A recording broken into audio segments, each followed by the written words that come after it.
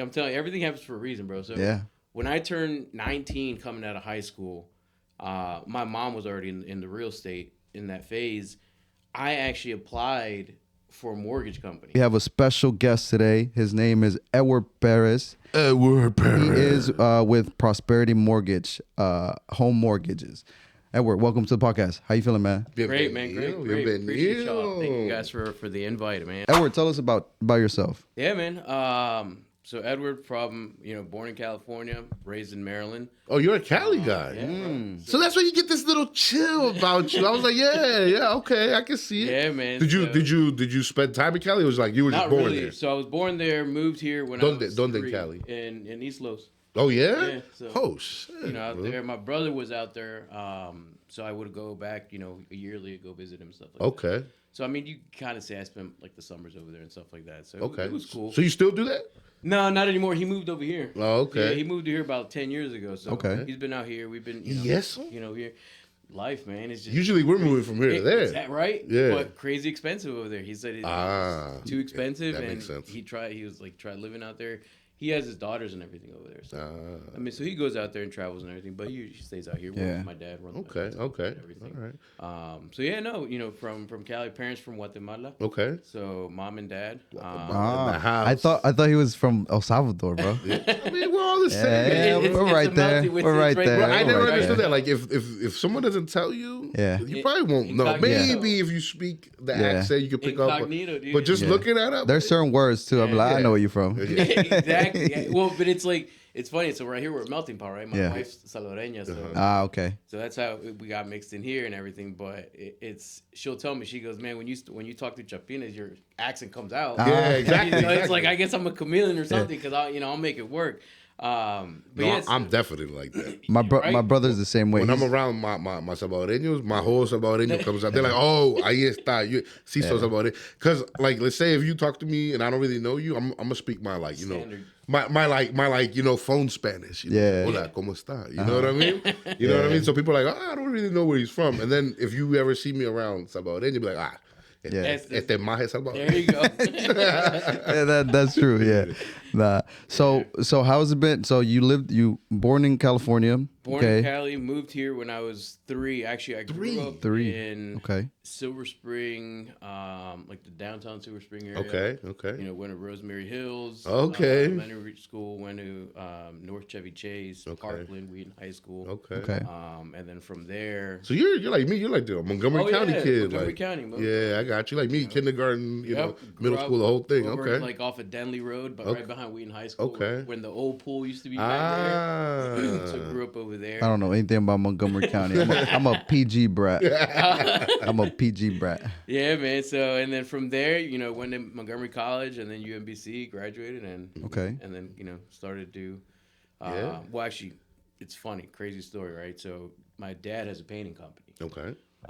So he was like, hey, game plan was take over the painting business or whatever. So after I graduated college, I started working with him. I had been working with Perez and Son. Yeah, exactly. So I'm like, all right, cool. Let's do it. He makes great living off it. I can't. Of course, yeah. We didn't live bad. I can't say. So I did that, and it's like high end lawyers, doctors. Okay. So, and all painting, interior, exterior. So I started running the company with him, and I'd go out do estimates. My brother was there also, and I ain't gonna lie, dude. Like, wake up at 5:36 in the morning, drive to DC. Yeah. Nah, man. I did it for 4 years. Oh, you did it for 4 years. Bro, wow. Okay, so you gave it a shot. Yeah, I gave it a shot. There's some people that be like 2 weeks. I'm like, nah, that ain't for me. That's me. And don't get me wrong, it wasn't bad, right? Like it was. You just realized that it was not something you want to do for the rest of your life. Correct. Exactly. And for me, bro, it was repetitive. Right? Yeah. So I'd go. It's pintar, pintar, it was the same thing. Every house, it was the same process and everything. So I had a heart to heart with my dad, and I said, "Look, Pa, I don't think this is for me." And from what age to what age were you working with your pops? Bro, I was probably there. This is after college? Yeah. Okay. So let me see. I've been with Prosperity 10 years now. Wow. So I'd say from 23 to 27, right around there. Okay. So my mid 20s and everything. Okay. And was doing that and everything, and it was good. Like, you know, I enjoyed it. It's good money, like you said. Good. Yeah, it's good money. You learn a lot, right? Yeah. So you definitely learn how to run a business also and everything of that. There's different aspects and avenues of it. But it wasn't for me, right? Like I didn't wake up every morning saying, "Man, I'm excited to go pave this wall." But you look at my dad. My dad, dude, he is like. Well, he built something though. Yeah. But it's You like know what I he's mean? passionate about it. Of course, because he built it. Like, be like, man, he was like, able to that raise you and color, feed you off of that. You know what I'm saying? He'll walk into a house and he'll tell you like, all right, that's that color, you know, and he's like, that's probably going to be like a Benjamin Moore or Sherman Williams. And I'm like, right, yeah, that's a whole different level. Right? Yeah. But granted, I mean, he's doing it. He's a paint connoisseur. Exactly. Exactly. So yeah, and then you know, I did that and. Randomly, so my mom does real estate also.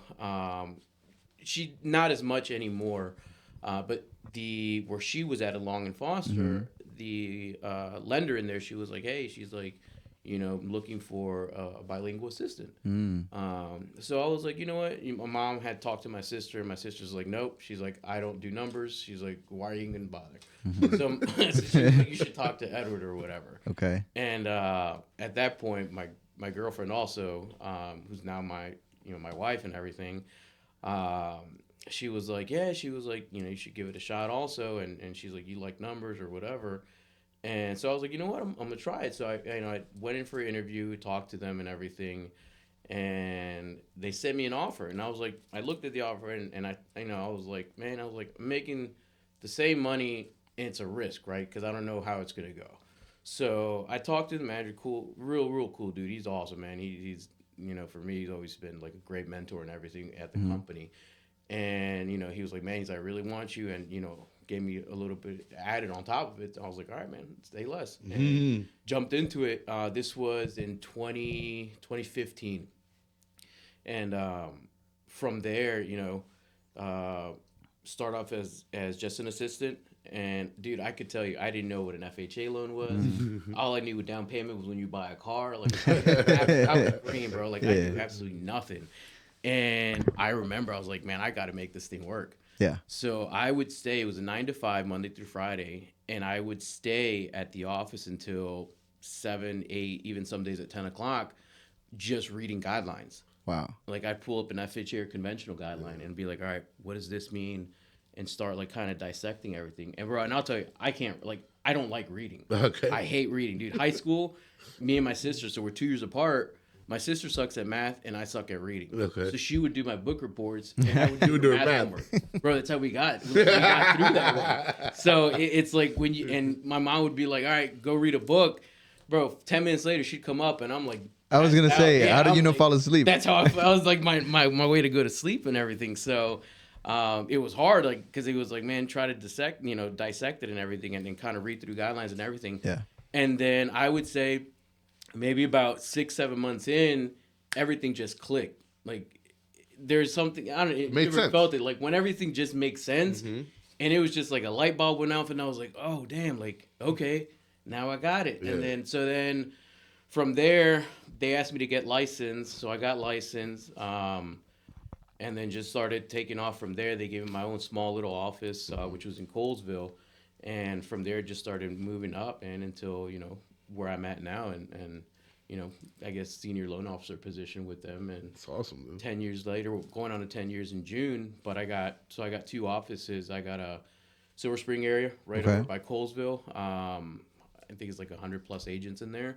And then I have a College Park office as well. Okay. So it's good, man. It's a blessing. Doing your thing, it definitely is. Trying to. 10 years. That's the thing with real estate, right? Obviously, we're on the realtor side. You're on the loan, on the lending side. Yeah. But it's like, it's, I don't know how to explain it. It's the kind of thing where people expect for there to be like a manual or like, you know, or like like a employee handbook. Yeah, exactly. You know what I mean? Like, and there's none. Like a step-by-step. Yeah, and there's none. And it's crazy, right? Because, and I didn't know this until after I started. So Prosperity, they actually had what they called an MCT program, so a mortgage consultant training program. And they would take 10, 15, you know, people, put them into this program, train them up to be lenders, and then that's how they kind of started doing it. So I came out a different way compared to the MCT training program. I was like, you know, here, dude. Was that around when you were around though?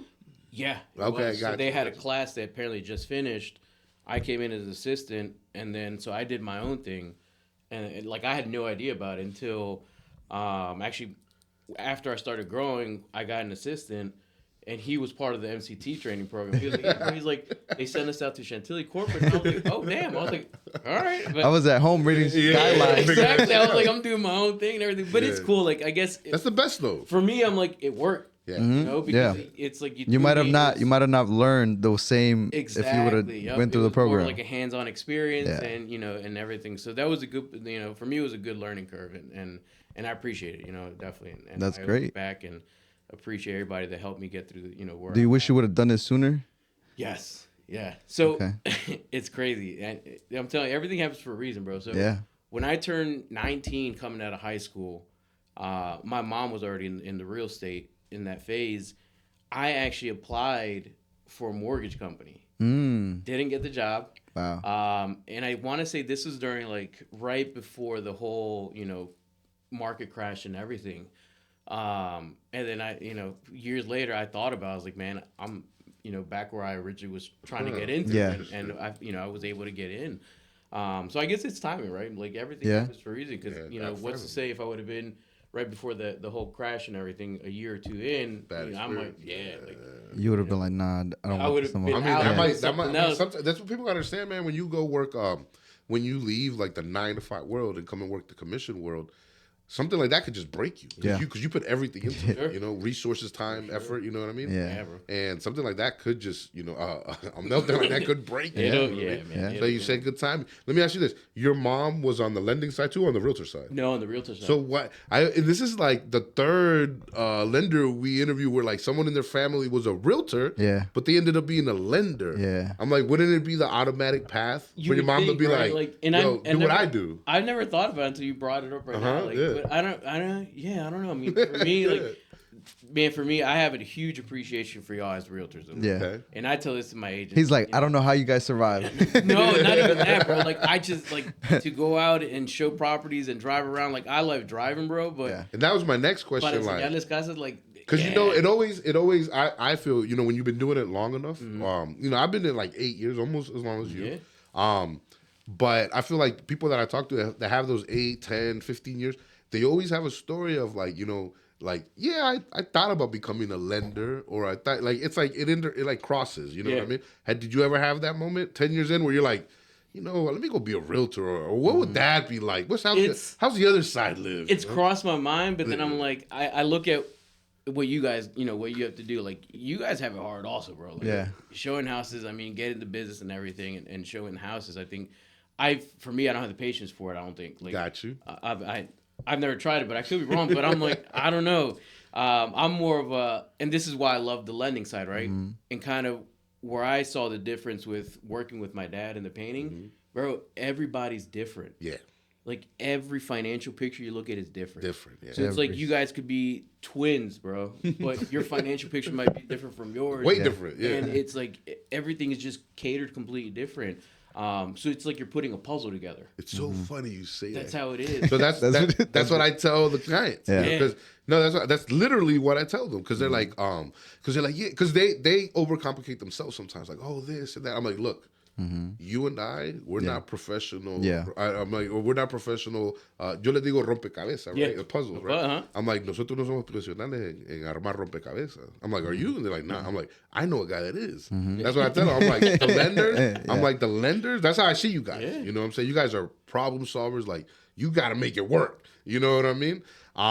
So that's what I tell the clients. I'm like, look, stop trying to put a puzzle together that you're not good at that. Yeah. Like, you know what I mean? People you are don't get paid to do that. People are so quick to disqualify themselves. Yeah. They're like, oh no, 'cause Always. my credit is bad, or I have credit card debt. Yeah. But they're looking at, oh, I owe $5,000 credit card, but your monthly payment, that's what you're supposed to be focusing on. It's our own people también. Yeah. Because someone might have had a bad experience, or they're like, nah, do this. Like, I hear it all the time, bro. Like, they'll be like, oh, mi tío compró una casa y Le fue it's mal. Like, le fue mal, el interés lo tiene al 3%. Yeah. And I'm Oh, yeah. So I try to explain Well, to le fue them, muy like, bien. Yeah, bro. Like, and they're like, I want that rate. Yeah. I'm like, hey, I mean, if You you gotta have can't a meet- time got machine for you got that a one. time machine? Let's go back there. exactly. For that, so if you can't do it early, it's Yeah. a different story. But it's like, I feel it's this and always, right? Like Mm-hmm.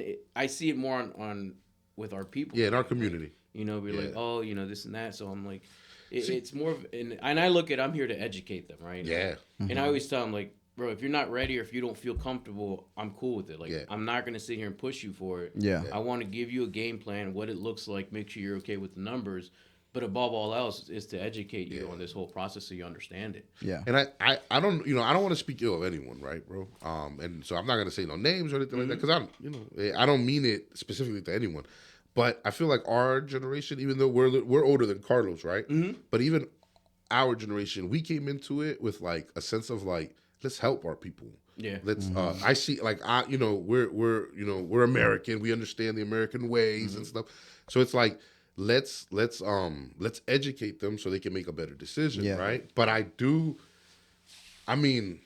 guess from my experience of just talking to my parents and my family, I do understand where that comes from in the sense of like feeling that we're pushy and stuff like that because I do believe the generation before us were straight up salespeople. Yeah. Straight up hardcore salespeople. Oh, yeah. You see what I'm saying? day. And we come at it more like, we're more like advocates, I guess, in a way. Yeah, of course we're salespeople. That's the title Yeah. on the license, right? At the end of the day, we're but the way we salesmen. approach the business, Yeah. though, like I don't approach it like, oh, you're not making a sale, then you're no good to me. You see, I don't approach it that way. You know what I mean? I approach it like, no, man, you should seek home ownership because it's a great investment. Yes, that you part. know what I mean? And that's another thing in our community, right? It's not seen as an investment, and I think that's where it all. They look at it as like, ¿para qué me quiero meter a deuda? Yeah, Deuda. exactly. De 30 años. And I tell people there, you gotta understand, yes, it is debt, but you have good debt and you have bad debt. debt, yeah. You have debt that's gonna put money in your pocket, and you have debt that's gonna take money out of your Yeah, pocket. yeah. You know, at least with a home, like it opens so many doors. Like people have been able to buy a car if that's what you want to use it for. To put your kids through college, whatever Start you a want to do, business. start a You business. can leverage it. Yeah, You there's know? leverage. It gives you leverage. That's what Yeah. home ownership gives you. And it's good that you say that because, like you said, a lot of people have had bad experience. I've talked to a lot of people that say like, I don't want to because in the past, like, no me ha ido bien, or realtor no era bueno, or they've been burned, so. Well, they didn't tell me this, they didn't tell me that, which was a big thing in the '08 thing, man. Our people, or minorities in general, were really affected. No, by my that. parents were a victim of that. There you go, yeah. They were a victim of an arm loan, and they lost the house and they were burned. They were cooked after that. Yeah, I mean, Never again were they able to buy a house because they didn't want to. Somebody wanted to make a sale and somebody didn't want to take the time. Now, I'm sure there were people things were explained to them, and they still say, okay, I'll sign here. You know what I mean? Yeah.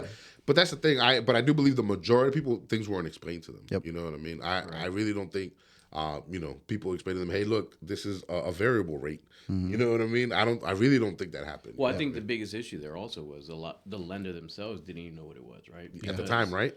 At that time, you didn't have to be licensed, bro. Like you can. That's insane. Anybody can walk off the street, walk to the bank. I want to be a lender. Really? I didn't know that. Yeah, you didn't have to do any licensing or anything. Really? So that was another big issue there. So for the people, tell them what we're talking about around that time frame. Yeah, like, so you're talking about what between 2006 and 2008 when the market crashed. A lot of it were due to faulty loans. So what was happening at that point, because the market was so low and interest rates were low, a lot of lenders were financing as ARMs, so adjustable rate mortgages, meaning that they're fixed over a certain period of time. It could be, let's say, a 5-1 ARM where it's fixed for 5 years and it adjusts yearly basis after that, but still amortizes or you're paid off over 30 years. So the way ARMs, and don't get me wrong, I love ARMs if you know how to use them correctly and kind of how to maneuver it. A lot of investors use them, right? Because it could be, especially right now, let's say if you want to go into a 5-6 ARM because they're adjusting every 6 months now, they're going to be fixed for 5 years. But let's say in 3 years we see rates drop, we do a refinance and everything. Yeah. So what happened though is a lot of the lenders during this point, they weren't educating them, right? They weren't educating anybody in regards to how these ARMs work. So they were like, okay, you qualify for $500,000. A year later, they'd come in and be like, "Oh man," he's like, "My payment's $1,500 a month." He's like, "I got this rented out to 2 people, paying $2,000. I'm gonna go buy another house." Yeah, I know. I mean, makes sense, right? Yeah, like you're a painter now, and then you qualify for $1 million home, bro. Yeah. Like, come on. So what was happening is when the rate adjusted after that, let's say that 5 year period, it doubled up their mortgage at that point. That payment blew up. Payment blew up. They can't afford it anymore. make it. They're underwater now. So that's where our foreclosures came from. That's kind of when the whole market just... Yeah. Yeah. So yeah, I mean, it's funny. I mean, because it's been a while now, but I still run into people that say, hey, people always ask, hey, is my interest rate gonna change? Is my monthly payment gonna change? Yeah. They always ask. All the time. And I'm like, no. But I explain them, right? Because potentially, even if you have a fixed rate mortgage, it's still going to potentially change. Property taxes. Taxes and your insurance, but of course that means your property value is going up. Taxes and it's a good thing. change. Yeah. So I always break it down. Like when I send out an estimate, I'm like, look, your principal and interest right here, which your loan amount and your interest rate, that's never going to change unless you decide to refinance. Yeah. But if your monthly payment comes up, I always tell them jokingly, you're going to call me. You're going to say, you told me my payment never changed. Exactly. And so I explained to them, I said, it's going to be your taxes or your insurance. Yeah. And then they understand. They're like, all right, cool. Yeah. I've learned that. So like I always tell people ahead of time. I'm like, hey, for the most part, your monthly payment is not going to change. The only time you will see a change is property tax, like you said, or interest rate. Yep. And then that kind of saves you, makes you look like a genius, because later on when it does happen, they're like, okay, remember when I told you? Yep. That this is what's happening. Relax. It's good news because your property went up. So they're like, Carlos, you're right. Carlos told me about it, or Rene told me about it. So that's good. Yeah, man. So what do you think about what's your take on the market right now, man? Like we're experiencing that a lot of people are excited because rates they did show they came down for a little bit. With the new president elect, you saw what's happening. Stock market, everything, a lot of optimism, right? But Bitcoin's at an all-time high. Yeah, tell me about it. Let's go. But I do find that people are saying, hey, look, it's gonna be even better if I wait. So why not just wait, Rene? Right? That's Carlos, that's what we're finding right now in the market, right? What do you think about that? So here's the way I look at it, right? And I always look at kind of statistics also. So if you look at, and I meant to send you, I'll shoot this out to you so you can actually include a screenshot. In the past, I believe, 8 elections or electoral, that we've had, 6 of those 8, we've seen an appreciation in house values, right? A total, an average between all of those, about 6% appreciation. Okay, that sounds about right. So more than likely, we're going to see property values go up or continue to go up, which is good. Now, the only thing is, if they're planning to wait till interest rates drop, so is everybody else. So if we look at kind of what happened during COVID or during the pandemic, right? Rates dropped. Everybody was scrambling to get in and buy a house. They couldn't buy a house. You couldn't buy a house. Because unless you had $100,000, because it was a bidding war. It was a bidding war. You had a great rate.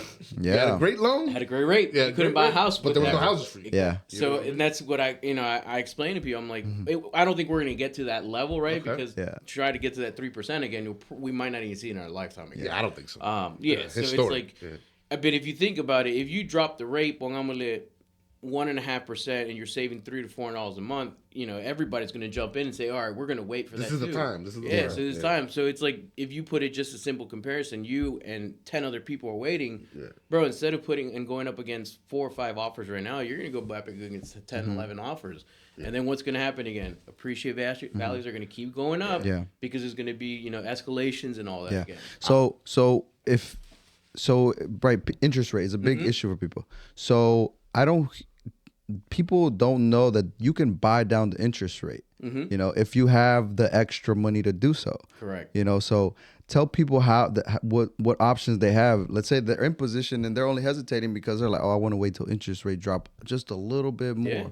But they can lower their interest rate. So there's a couple ways you can actually do it. So you can either buy down what they call buying points, right? So whenever you buy a point, it's actually technically 1 point is equivalent to 1% of the loan amount. So that's the standard. Now, when usually you buy down the rate, you buy a point, or you can buy a fraction of a point, right? So you can buy half a point, an eighth of a point, a quarter of a point. Now, what some other, like for example, we do a 2-1 buy down or a 1-0 buy down. So a 2-1 buy down, these are actually pretty cool because a 2-1 buy down, that just means that your interest rate is going to drop for the first 2 years of your mortgage. Your first year is going to be 2% lower. So let's say we lock in at 7% today. Your first 12 months of your payment, your interest rate is going to be at 5%. And then your 13th month 13 to 24, it's going to go up to the 6%. So that's like the 1. And then the third year, it goes back to that 7, fully amortizes. But if interest rates drop before that third year, you can always refinance it at that point. So there's always kind of options you can take a look at, right? Yeah. And I always say there's a question that I always ask buyers potentially, and you don't really know it, but it goes back to the education, right? So my goal is, and that's why I don't call myself a loan officer. It's more of a mortgage consultant. I'm here to consult you and kind of give you and advise you based on experiences also. It's not always beneficial to buy, let's say, 2-3 points. Some people might say, hey, I got 50,000 throw down. Let's buy as many points as I can. But I'm like, so if you do the long math, we're always going to take a look at your break-even point, right? It might take you 7 years of break-even. First, how long are you going to be at this property? If you're planning to sell this property, it might be, let's say, your first home. I would say 75%, 80% of home buyers, it's not their forever home. No. Statistically, they're going to sell a refi within the first 5 years. Exactly. So at that point, you're just throwing money. There's no point of buying that many points. That's kind of, I always break it down for them and show them. And once they see it, they're like, all right, it takes me 3.5 years to break even. So I'm like, all right, now you got to think about, can you be there or will you be there 3.5 years before you break even? And then that's kind of how they designate on how, how they maneuver there or how they decide on buying points or how many points. Yeah. I was just talking to a gentleman. He's in that same situation, man, where he's like, he's asking me, what should I do? Yeah. And I'm like, brother, look, all we can do is go through the motions and see if it makes sense for you or not. Yeah. And if it's not right now, then it's not the right time, and then you pick it up at a later time. That's right. All I can offer, bro. Like, I don't have a magic ball, like crystal ball. I don't know. You know Dude, what I mean? And I'm with you. And it's the worst, right? Because like I'll hit up clients and we're under contract, and I'll let them know, hey, like this is where we're at. Do you want to lock in the rate? And they're like, what do you recommend? And I'm like, look, man, at the end of the day, it's like, and I always compare it.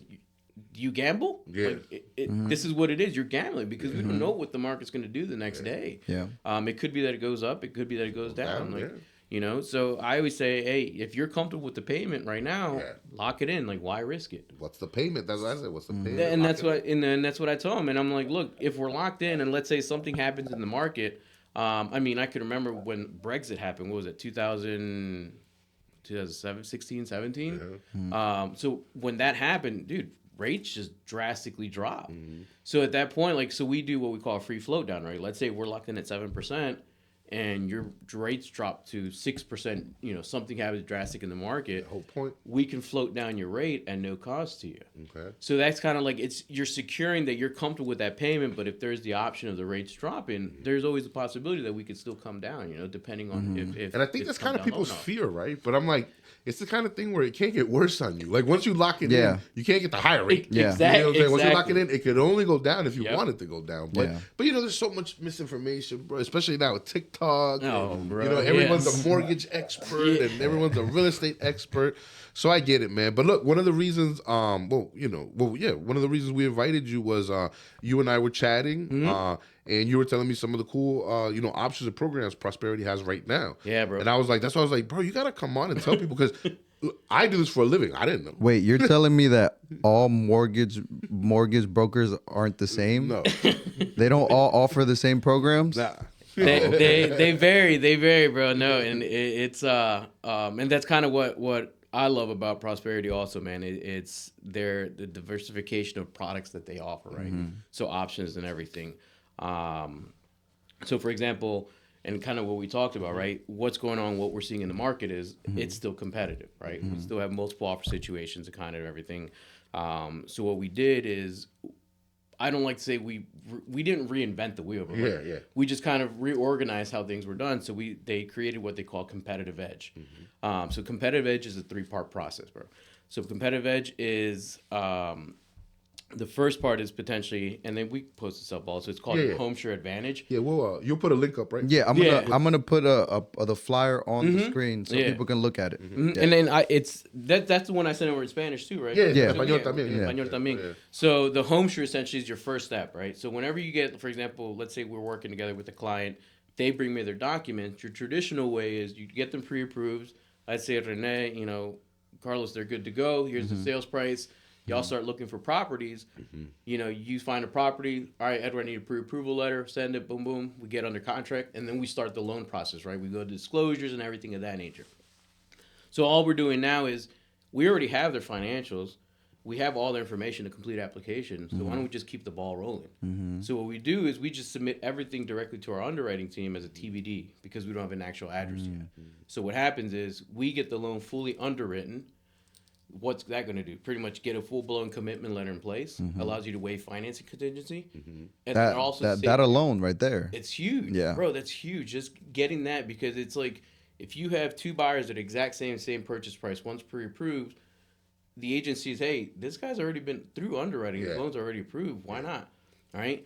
So then on top of that, it allows us to settle in, let's say, 2 weeks if we need to.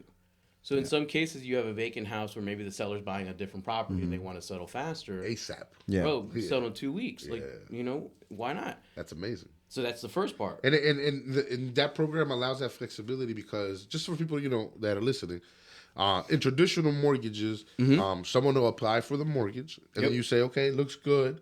All right, go find a house while I keep on working on your stuff on the back end, kinda, right? Trying to figure things out or whatever. And as we find a house and as you go along, then, we'll fill in the gaps, right? Correct. What you're saying is what Prosperity is offering is come to me.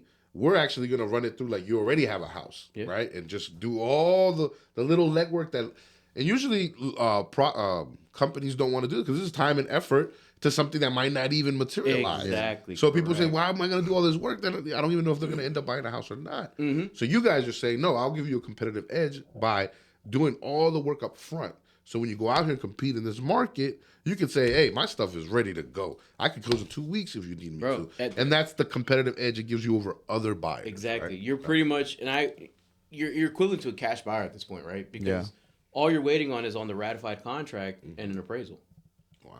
Everything else is done. Yeah. So the underwriting is done. We do verification of employment, all that stuff. Yeah, that's powerful, bro. That's good. Huge. Yeah. We even do it, like I started doing with first-time homebuyer programs. Bro, a lot of these take 45, 60 days sometimes. Man, I run it through. We can settle quicker than that sometimes. Really? Yeah. And I let the buyers know, like, this is going to be accelerated, though. Like, if we're going, let's say, MMP, Maryland Mortgage Program, and we require 45 days, I can push for a 30-day settlement also, which is huge. Yeah, definitely. It's huge on it. Yeah, because when you go out here in the market, Edward, there's no per se like laws or rules, right? But there are standards, right? So the standard loan or the standard process is, hey, I like your house. Here's an offer.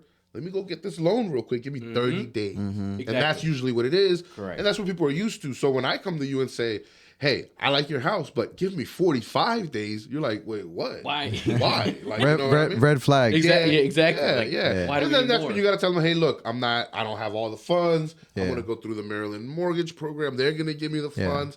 And now, if I'm in a competitive situation, I don't look like such a great candidate. You know what I mean? Because you got to wait on funds. And on top of that, if they do give them to you, it's going to be 45 days from now. Correct. Exactly. You know what I mean? So, yeah, man. So that's truly a competitive edge. Yeah. Right there, No, it's huge, man. And since it's a great name for the program, for sure. Yeah, they actually used to call it, they called it some other name. Buyer Advantage is what they used to call it. Okay. And then actually probably about 2-3 months ago, they renamed it and kind of added the additional benefits to it on top of it. What's more edgy now? Gives you the edge. No, but there are other benefits though, right? Yeah, no, for sure. So, for example, that's just the first part, right? It's the first of 3. The second part, right, is, and I always say this is the icing on the cake. Yeah. Because when you're Is this sitting the crazy part where they offer money? That's good. Like, Yo, Carl, listen to this. This is the icing. This is the part I was waiting for. Here you go. Because when he sent me the flyer, I'll be honest with you, I told him I was like, bro, who's this guy? How much money have they paid out, bro? Yeah.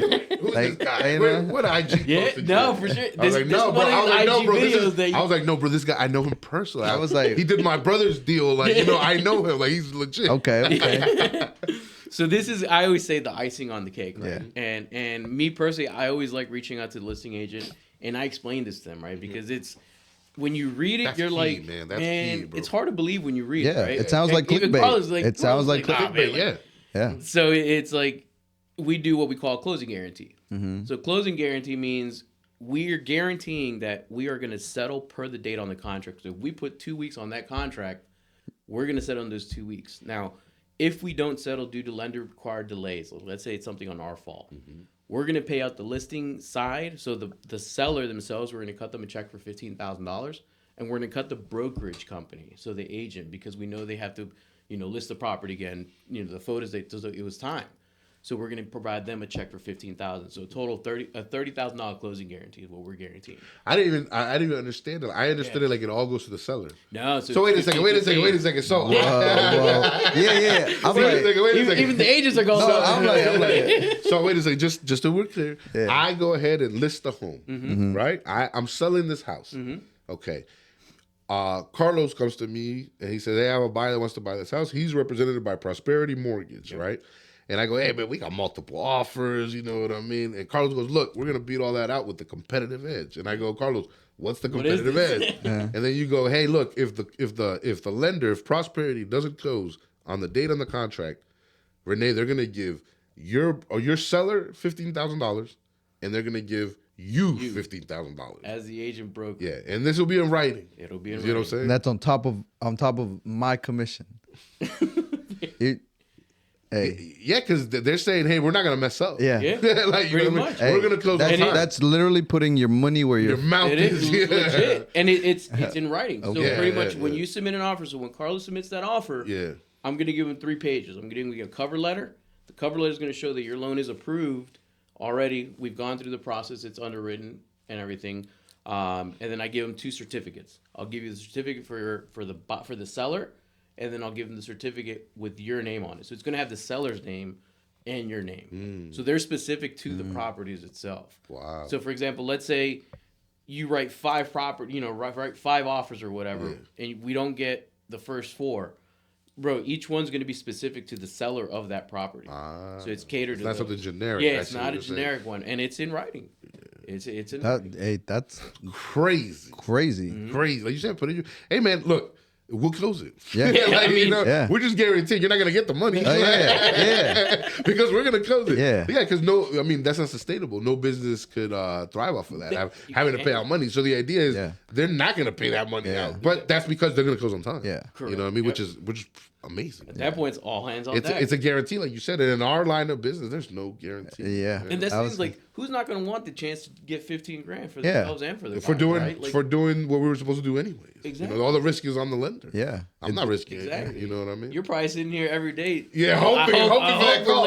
Hoping for that call. Yeah, so you've never had somebody delay it on purpose? No, like knock on. But it has to be a lender. It has to be our delay. Okay. So like if our underwriting or anything of that nature. You didn't let me come and inspect the home. That's on you. I was gonna say. Okay. So like for example, like the MMP or the down payment assistance, we don't do it on those simply because we have to send it to a because that's not on you. Right? Yeah, you can't guarantee someone else. We can't guarantee, but we do it on our FHAs, our conventionals. We do it on all those. Okay. Yeah, so it's not just conventional loans. Like a lot of people are doing it just on conventionals. Yeah, but we do them on FHAs. So Prosperity Mortgage has the competitive edge. Look it up. Go to their website because you guys gonna have to hit up Edward. Yeah, man. Yeah. I'm gonna leave all his information in the link in the description of the podcast, and you guys can hit him up. Yeah, man. I'm telling you, man, I get multiple offers, and one is guaranteeing that they're gonna close. Hey, man, look, like I'll even tell the seller, let's go for the ride. Like, you know what I mean? Like, I mean, obviously, apples to apples, right? Yeah, of like course. in the best interest of the seller. But if we have an apples to apples deal, why not take a guarantee on it? Yeah. You know what I mean? Yeah, exactly. Yeah, just the whole the loan already being gone through underwriting itself. And you being able to waive the financing contingency alone gives you a lot of leverage. Yeah. So it's amazing. And like I said, there's no trickery, there's no magic, right? The idea, like I repeated earlier, the idea is, you guys understand. These guys don't just do one person a month, 2 people a month. Yeah. Like a place like Prosperity is cranking out files every month. You know what I mean? I kind of lost my train of thought, but. The idea is when we're out here, man, and you're competing. If you see that someone has an advantage, like you got to go with that, man. Yeah, you know what I mean. It definitely makes your offer stand out in this market. It will definitely make your I could definitely see this standing out in any type of market, but especially in a market where you're going up against multiple offers. Yeah. This is what separates you. And you said there was a third part to it. Third part. I mean, it's like we didn't even get to. Okay, yeah, I'm telling you, it's like, let me shut up. It gets better and better. So now, like the third part, right? It's of course because they're our client, and you know we appreciate them as well as the realtor. What we do is called a refine your rate, right? Mm-hmm. So refine your rate is we're guaranteeing on our end pretty much whenever you close. So let's say if we're closing November 30th of this year, right, 2024. So 3 years from now, from November 30th, the day of settlement, up until 3 years, if interest rates drop and you choose you want to refinance, we'll refinance you and we'll waive our origination fee. So origination fee is usually anywhere from, let's say, $1,400 to $1,800 depending. Mm-hmm. Everything's going up nowadays. So let's say in 2-3 years it goes up to $1,800. Mm-hmm. Dude, we'll waive it for free. We'll waive it completely. So you're not paying an origination fee. So it helps minimize. That's the biggest fee when it comes to. When you're refinancing, that's your biggest fee because I mean, you'll get your escrow back, and you're creating a new escrow account. So it's really just your origination fee is your biggest fee, and they're apart from your. That's great. No, the point I was trying to make, I got it back. The point I was trying to make is the reason. What's the magic sauce? Like, why can they do it and nobody else can do it, or why? I told you all earlier is because they're willing to take the risk or the time and effort to do the work. Correct. Basically, up front for free. Yeah. You know what I mean? Because you don't. That's the thing. People don't understand how real estate deals don't always close. They don't flourish. What I mean? Yeah. Like, not all flourish. Things can go wrong. This can go that way. This can go that way. So it's like, if I don't even know whether you even if that house can even pass an inspection, why am I going to start the loan for? Mm-hmm. You see what I'm saying? So they're saying, hey, whatever, we're willing to take that up front. Like, we're willing to put in the work, make sure the loan is complete and done, so you can go out here and have an advantage. So that's great. Not a lot of mortgage companies are thinking that way, man. No, and it's funny you say that, it's very innovative. Because I had a buddy of mine. I'm not no names.